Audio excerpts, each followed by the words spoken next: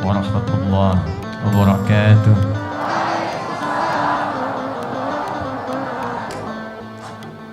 Alhamdulillahilladzi ja'alana al-mu'minin fa'amarna bil ibadati linakuna minal muttaqin. Fasubhanalladzi khalaqana ahsana taqwim. Fanahmaduka ya rabbal alamin kama 'allamtana an nahmadak wa nashkuruka syukran kama 'allamtana an nashkurak. Antal muqaddim wa antal muakhir biyadikal khair innaka 'ala kulli syai'in qadir. Nusalli wa nusallimu ala ashrafil anbiya'i wal mursalin an-nabiyyil karim al-habibil amin sayyidina Muhammadin wa ala alihi wa sahbihi wa ummatihi wa dhurriyyatihi ila yaumiddin. Amma ba'd, fa ya ibadallah, usi nafsi wa iyyakum bitaqwallahi faqad fazal muttaqun fala tamutunna illa wa antum muslimun. Faqala ta'ala ya ayyuhalladzina amanu taqullaha haqqa tuqatih wa la tamutunna illa wa antum muslimun. Saudara-saudariku, terkhusus para asatidzah yang seluruhnya insyaallah dimuliakan oleh Allah Subhanahu wa taala. Saya tadi disampaikan oleh Ustaz Salim sebagai bagian dari gong. Gong itu cuma dua fungsinya. Di akhir suatu acara, gong dipukul untuk menutup dan berdoa.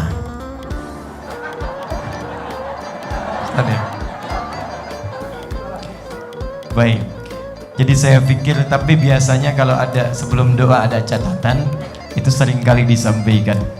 Saya mencoba apa yang mau saya catat karena telah banyak yang disampaikan, tapi mungkin ada bagian sedikit dari tema menggali spirit ini yang belum tergaris bawahi dengan sepenuhnya. Al-Imam An-Nawawi, beliau menulis di antara karyanya ada kitab namanya Riyadhus Shalihin, terdiri dari 1896 hadis. Kitab pertamanya At-Tibyan fi Adab Hamalatil Quran. Kitab keduanya adalah Al-Arba'in, ada 42 hadis. Lalu yang ketiganya ada Riyadhus Shalihin 1896 hadis. Belum nanti ada Al-Minhaj Syarah Sahih Muslim, ada 9 jilid. Dalam bagian pertama di babul ikhlas wa ihdarun niyyah fil aqwali wal af'al, bab tentang keikhlasan dan meluruskan niat dalam setiap perkataan dan perbuatan, ada satu bagian hadis yang sangat berkorelasi dengan pembahasan kita di malam hari ini. Seorang sahabat bertanya pada Nabi SAW, dikisahkan, ya Rasulullah, wahai Rasulullah, ada seorang lelaki berjuang di jalan Allah fi sabilillah, tapi nampak dalam dirinya terlihat seperti ingin jadi pahlawan, ingin dikenal oleh orang sebagai petarung yang hebat. Ada yang kedua, dia berjuang hanya untuk membela kaumnya dengan nasionalisme yang sangat tinggi. Maka pertanyaan seorang lelaki ini, ya Rasulullah, ayyuma fi sabilillah, di antara dua ini, yang satu berjuang untuk disebut sebagai pahlawan, dan yang kedua berjuang untuk menampakkan sosok nasionalisme yang tinggi menjaga komunitasnya, di mana di antara dua ini yang termasuk fi sabilillah? Apa jawab Nabi? Yang paling menarik, Nabi mengatakan tidak yang pertama, tidak yang kedua, tapi memberikan sifat yang dengan sifat ini akan melekat dalam setiap masa, keadaan, tempat, dan situasi. Bahkan dalam rumus tafsir dan hadis, jika disebutkan sebuah peristiwa tapi tidak didetilkan siapa orangnya, kapan kejadiannya, maka nilai dari peristiwa itu akan terjadi lagi di setiap masa tanpa batas.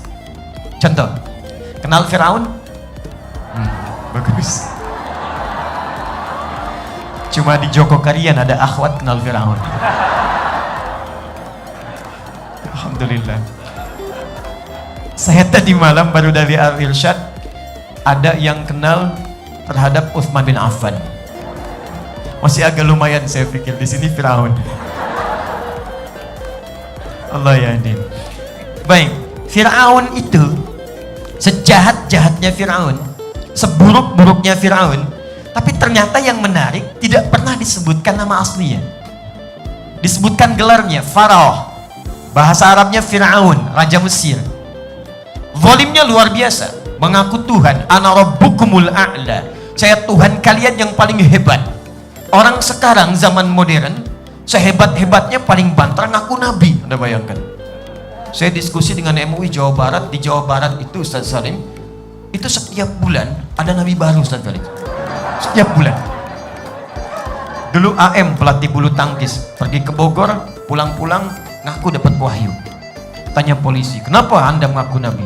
Saya ke Bogor dapat wahyu Pak. Anda bayangkan, orang ke Bogor dapat talas, dia wahyu. Bandung gak mau kalah, tukang cukur, ngaku nabi. Sebetulnya kata Nabi dulu sallallahu alaihi wasallam, gak usah heran, la nabiyya ba'di, akan tiba setelah saya orang-orang yang ngaku nabi.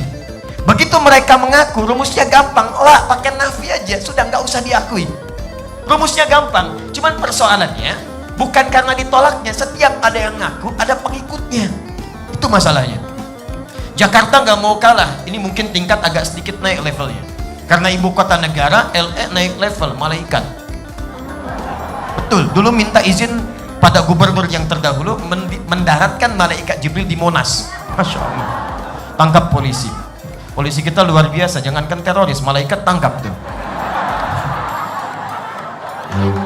Ngaku Tuhan, hobi bunuh orang, menyelewengkan kekuasaan. Quran surah ke-2 Habib Anis ayat 49 paling kiri sebelah atas.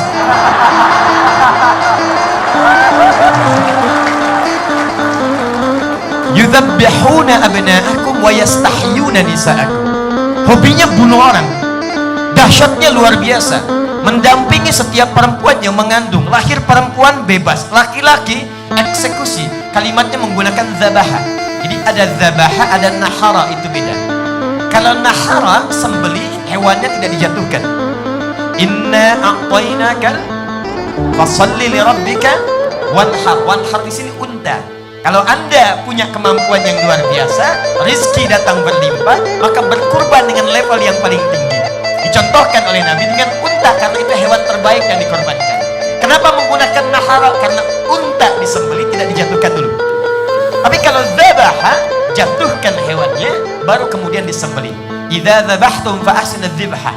Kata Nabi, kalau Anda ingin sembelih hewan, maka sembelih dengan sembelihan yang sempurna. Jatuhkan dengan lembut, tajamkan pisaunya, baru kemudian Anda sembelih.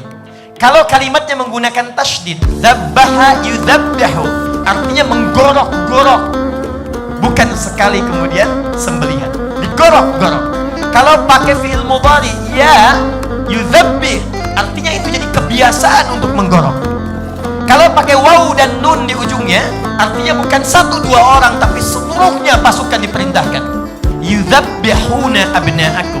Saking dahsyatnya kekejaman Fir'aun dan koleganya, ibu yang melahirkan bayi merah laki-laki langsung diambil, dijatuhkan ke tanah dan digorok-gorok di hadapan ibu yang baru melahirkan. Fir'aun. Apa yang Allah sampaikan? Turun Quran surah ke-20 ayat 43 sampai 44. Idhaba ila fir'auna innahu tagha. Perhatikan kalimatnya, indah sekali. Musa dan Harun, pergilah kepada Fir'aun karena ia mulai menyelewengkan kekuasaan. Di ketika kekuasaan diselewengkan, disandingkannya bukan nama orangnya, tapi disandingkan dengan jabatannya. Seakan-akan ingin memberikan kesan, orang bila sudah mendapatkan jabatan setinggi apapun, akan ada peluang untuk menyelewengkan jabatannya. Itu kaidah dalam tafsir. Jadi kalau disebutkan hanya inisialnya, maka peristiwa itu besar kemungkinan terjadi di masa datang, maka ambil nilainya, terapkanlah ketika situasi itu terjadi. Tapi kalau disebutkan orangnya, kapan kejadiannya, tokohnya muncul, ini artinya tidak akan pernah ditemukan peristiwa serupa, hanya akan menimpa pada orang itu saja. Contoh, wa Maryam ibnata Imran. Dan ingatlah, ketahuilah kisah Maryam, anak perempuannya Imran.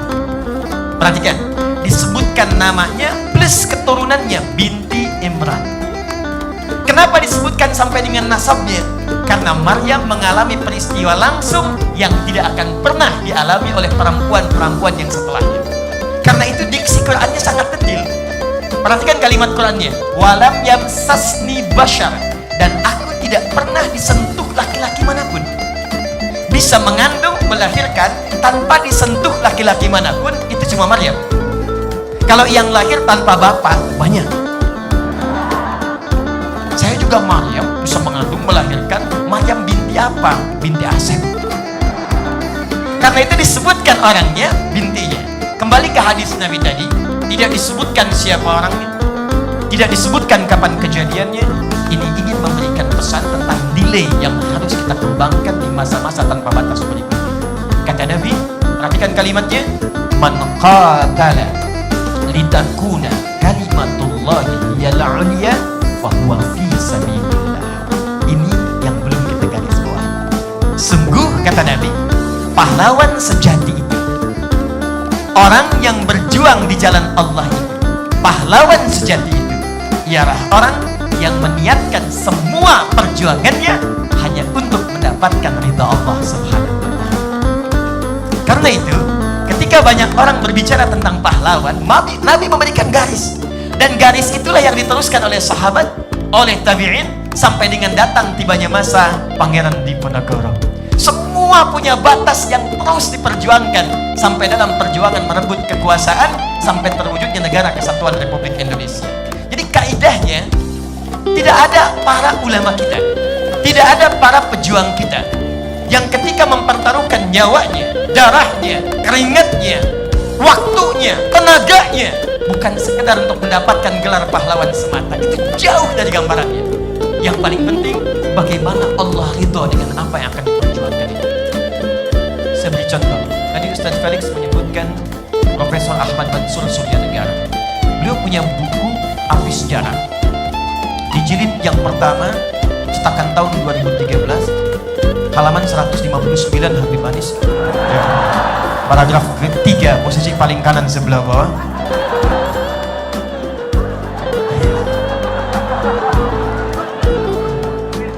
Ini saya sangat menyayangi Habib Muhammad bin Anis.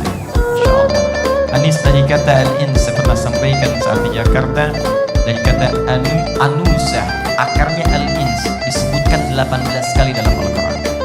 Artinya sosok yang lembut, ramah, tampan, dan selalu disandingkan dengan jin dalam Al-Quran. 18 kali disebutkannya. Ya ma'syarul jinni wal wa ma khalaqtul jinna wal ins. Selalu gitu. Untuk membedakan, ada bagian-bagian tertentu yang tidak sama antara manusia dengan jin. Di manusia itu halus, lembut. Makanya yang disebut makhluk halus itu ya ini. Manusia tampak, jin tidak. Manusia tampak, jin tersembunyi. Karena itu disebut dengan jin. Semua dalam bahasa Arab yang depannya jim dengan nun itu pasti tersembunyi. Jin disebut jin karena tersembunyi. Makanya kalau ada jin melakukan penampakan, itu jin sedang bermasalah. Saya serius. Apalagi manusia yang cari penampakan jin. Janin, perempuan punya janin karena tak nampak dalam pandangan saat ini. Jannah, surga, karena belum tampak saat ini. Yang jim dengan nun, yang tampak cuma satu, namanya jun. Ya. Ada jin dengan jun. Jinnya tidak tampak, junnya tampak.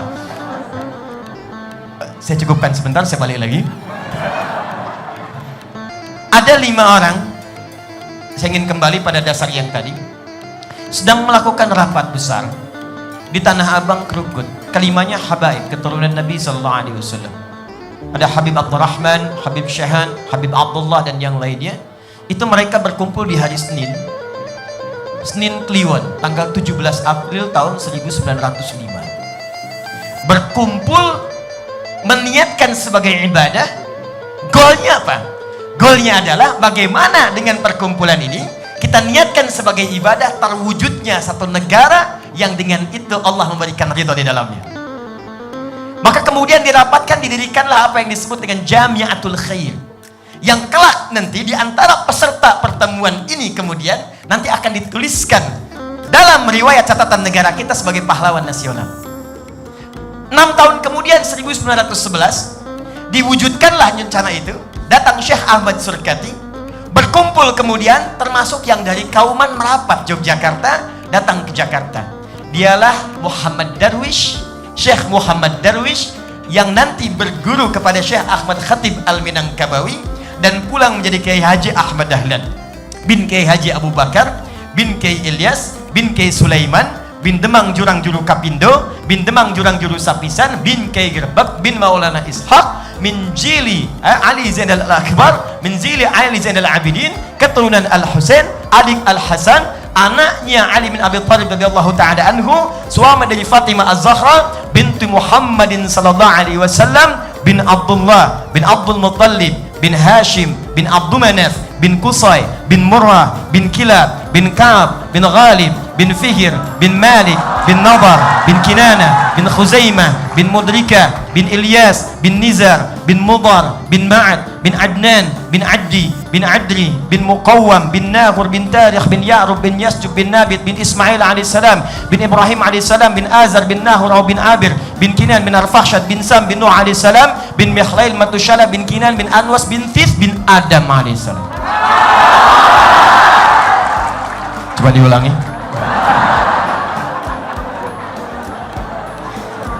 Jadi saya mau katakan, dasar rumusan yang membuat link sampai ke Solo Kiai Haji Samanhudi, ke Surabaya Haji Omar Said Cokro Aminoto, saya kemarin baru dari sana.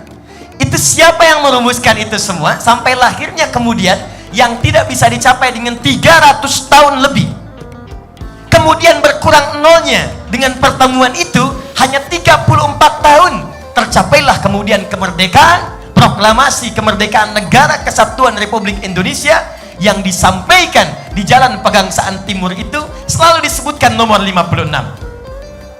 Kalau Anda katakan jalan, itu cuma jalannya. Tapi kalau Anda katakan nomor sekian, itu pasti lokasinya. Pertanyaan saya, kenapa tidak disebutkan nama lokasinya? Karena ternyata itu pun saham dari seorang muslim yang sangat mencintai tanah tempat dia berpijak untuk dijadikan proklamasi kemerdekaan Negara Kesatuan Republik Indonesia.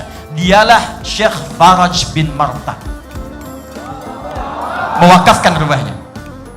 Tapi persoalannya adalah Kiai Haji Ahmad Dahlan, alhamdulillah, pahlawan nasional. Kiai Haji Muhammad Hashim bin Ash'ari, pahlawan nasional. Kiai Haji Kahar Mudzakkir belakangan, pahlawan nasional. Tapi tahukah Anda, pahlawan tertinggi yang tertanam dalam sanubari mereka adalah ketika dituliskan oleh Allah semua perjuangan itu fi sabilillah. Dan inilah yang diwariskan sampai dengan kepada Pangeran Diponegoro dan ulama-ulama serta pejuang-pejuang setelahnya. Jadi dasar spiritnya itu bukan sekedar menjadi pahlawan. Kalau cuma jadi pahlawan, banyak pahlawan. Bahkan yang belum punya spirit iman pun itu sudah jadi pahlawan. Di Amerika punya pahlawan, di Eropa punya pahlawan, di Inggris punya pahlawan, di tempat-tempat manapun di bumi selalu ada pahlawannya. Likulli makanin batalullah, setiap tempat itu selalu punya pahlawannya. Tapi apakah di setiap tempat selalu ada mujahid fi sabilillahnya? Maka spirit yang harus digali dari sini, apa yang menjadikan Pangeran Diponegoro menjadi pahlawan yang diabadikan dengan nilai kebaikan di sisi Allah Subhanahu wa taala, bahkan lengkap digambarkan dengan sorban dan pakaian keindahannya. Walibasut taqwa dzalika khair, dengan pakaian takwanya. Tentunya bukan hanya sekedar perjuangannya, tapi keikhlasannya untuk mendekat kepada Allah Subhanahu wa taala. Dalam bahasa Al-Qur'an, spirit ini itu diistilahkan dengan kata iman. Dalam bahasa Al-Qur'an, yang dimaksud spirit ini diistilahkan dengan kata iman. Itu yang membedakan pahlawan-pahlawan yang punya iman dengan pahlawan yang sekedar hanya mengejar gelar dunia semata. Nah, yang paling menarik adalah Allah membuka lebar pada setiap kita yang telah memiliki iman untuk menjadi pahlawan. Walaupun tak dituliskan di dunia, tapi nama Anda itu bisa berpeluang disebut-sebut di akhirat. Anda bayangkan, kalau nama Anda hanya sekedar disebut di Jogja, boleh jadi yang Solo belum pernah mendengar Anda. Nama Anda disebut di Jawa, di Sumatera, mimpi pun belum tentu melihat Anda. Nama Anda disebut di Asia, di Amerika belum tentu mendengar Anda. Tapi ketika kita berpulang pada Allah Subhanahu wa taala dan dikumpulkan seluruh makhluk, manusiakah, jinkah, malaikatkah, maka berbahagialah ketika nama Anda disebutkan di situ dan mengguncang seluruh penghuni langit dan bumi sebelum Anda diapresiasi untuk mendapatkan surga yang tertinggi itu. Dan nanti kita akan lihat, teman-teman, ternyata dasar iman inilah yang menyerapkan pada jiwa sanubari pahlawan, dan dengan panggilan inilah kemudian kita dipanggil oleh Al-Quran. Seakan-akan ada isyarat dalam Al-Quran, jangan cukupkan pahlawan pada 1-2 orang. Kalian semua sepanjang punya iman mesti jadi pahlawan. Mesti di pahlawan, ambil nilainya, terapkan di masa kita hidup. Dan ternyata ketika iman ini melekat pada jiwa, ada 5 jaminan yang Allah berikan dalam kehidupan. Perhatikan baik-baik jaminan ini. 1, orang yang telah menghadirkan iman dalam jiwanya, maka ia diberi kabar gembira oleh Allah sebelum wafatnya bahwa ia akan menjadi penghuni surga. Quran surah kedua ayat 25, paling kanan sebelah atas di mushaf Al-Baqarah. Wa basyiril ladzina amanu wa 'amilus salihati anna lahum jannatin tajri min tahtihal anhar. Kata Allah, ya Muhammad, berikan kabar gembira kepada hamba-hambaku yang telah punya iman. Ayat ini diturunkan untuk menyampaikan pesan pada yang masih hidup, bukan yang telah wafat.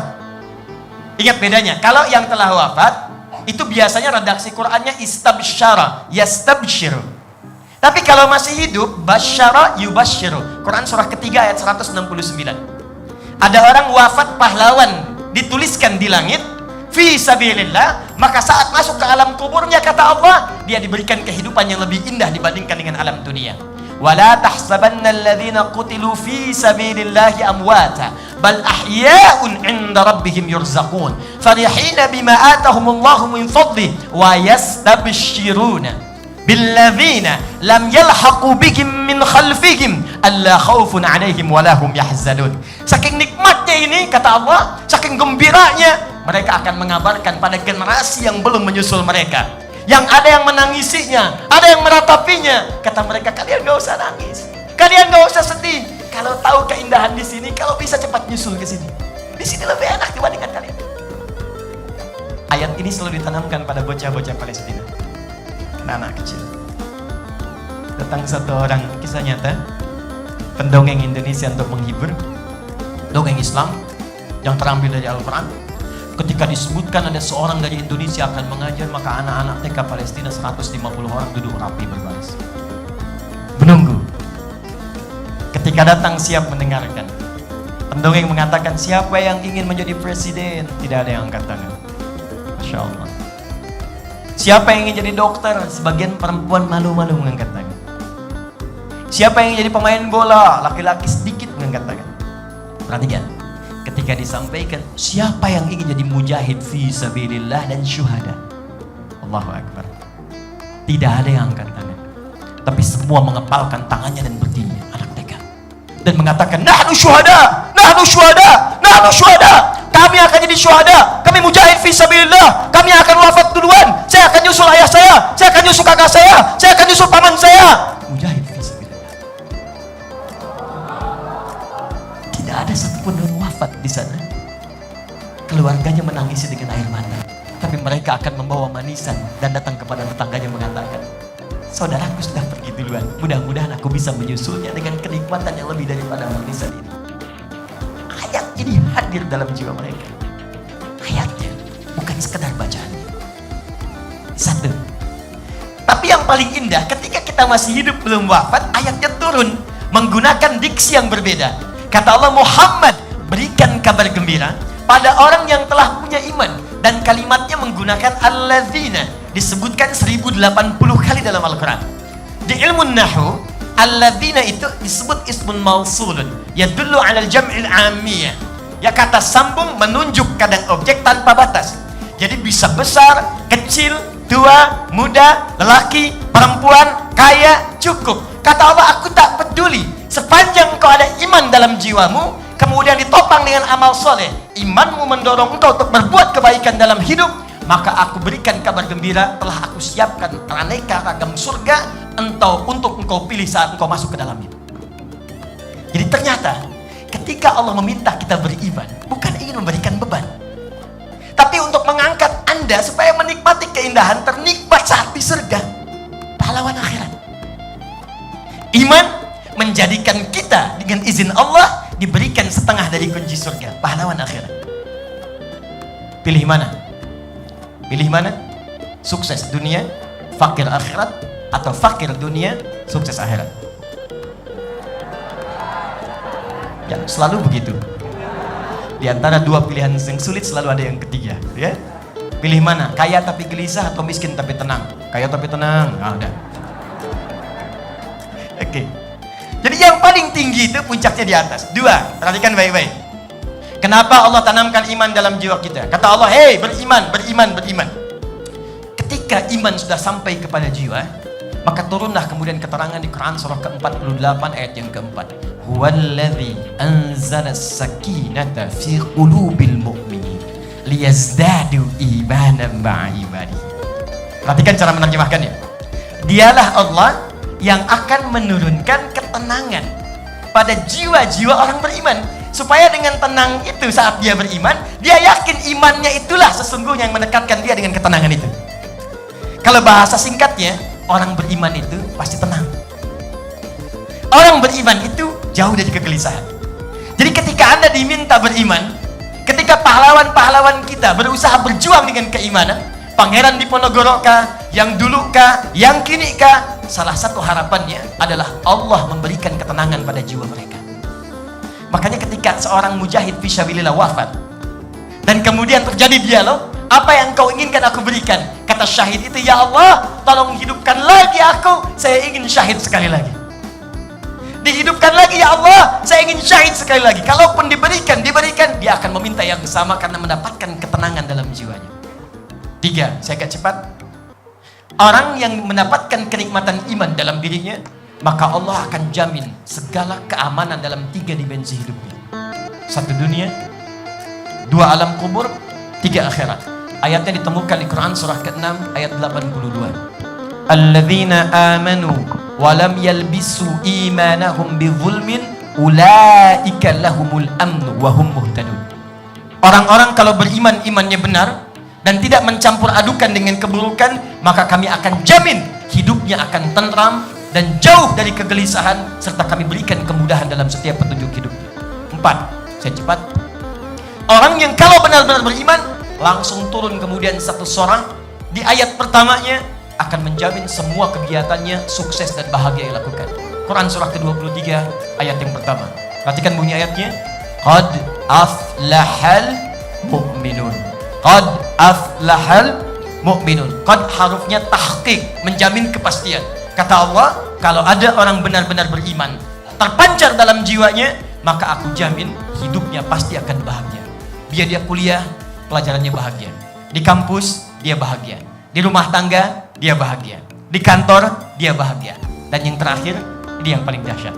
Karena yang banyak hadir yang muda-muda, maka saya berikan tentang ayat para pemuda yang ada jaminan di dalamnya dari Allah, sekalipun Anda tinggal di tempat yang sempit. Kos-kosan terbatas, fasilitas tidak terlampau banyak, maka Allah tunjukkan tempat yang lebih terbatas dari kos-kosan Anda. Maaf, furniturnya keras, airnya gak ada dispenser, lampunya kosong, tapi saking nikmatnya mereka bisa tidur 309 tahun tanpa ada gangguan sedikit pun. Tempat mereka tidur di goa. Goa dalam bahasa Al-Quran disebut Al-Kahf kalau sedikit luas. Kalau dia agak sedikit cukup untuk 1-2 orang disebut Ghar. Tadi Ustaz Luqman menyebutkan Quran surah 9 ayat ke-40. Idhuma